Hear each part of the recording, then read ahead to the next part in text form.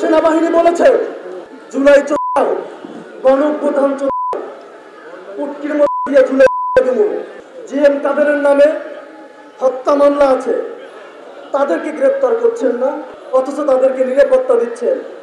এই কথা বলার কারণে তারা আমাকে বেদরক পিটিয়েছে।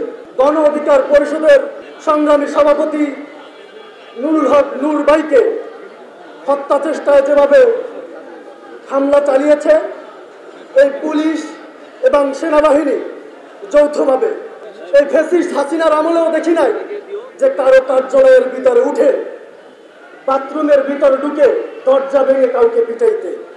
গতকালকে আপনারা সেটাও দেখেছেন। এটা খুবই দুঃখজনক। তবে দেশবাসীকে একটা আহ্বান জানাচ্ছি যে গণ অধিকার পরিষদ জাতীয় পার্টির যে নিবন্ধন 90% বাতিল করার সুযোগ তৈরি করে দিয়েছে। বিএনপি, জামাত, এনসিপি সহ এই জুলাই আন্দোলনে যারা ছিলেন তাদেরকে বলবো আপনারা মাঠে নেমে আসেন, আর 10% ধাক্কা দিলে জাতীয় পার্টির নিবন্ধন বাতিল হবে এবং আমাদের স্পষ্ট বার্তা, জিএম কাদেরকে গ্রেপ্তার করতে হবে।